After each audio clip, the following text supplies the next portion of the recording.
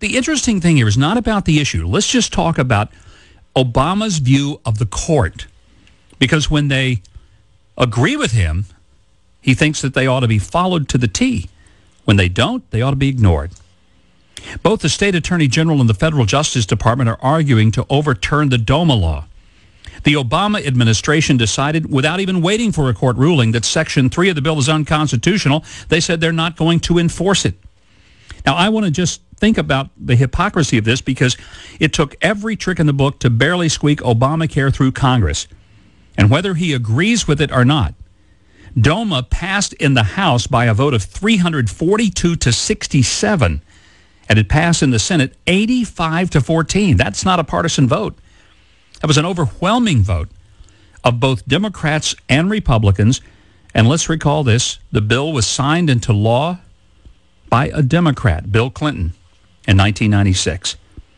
Now, in 2008, when he visited Saddleback Church in Orange County, California, Pastor Rick Warren asked Obama to define marriage, and he replied on television, "I believe that marriage is between a man and a woman."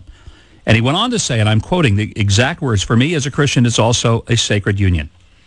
There were many people from the gay community very upset with him for that.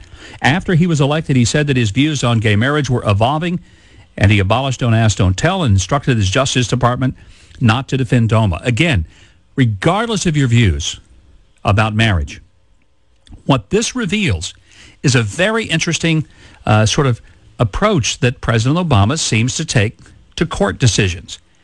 If they agree with his particular legislative package, he thinks that the court should be obeyed explicitly. But when they disagree with him, he thinks they ought to be ignored. So I think that's one of the real questions that hopefully whoever the Republican nominee is, be it Mitt Romney or one of his challengers, that we're going to find a very important part of the process of this presidential campaign.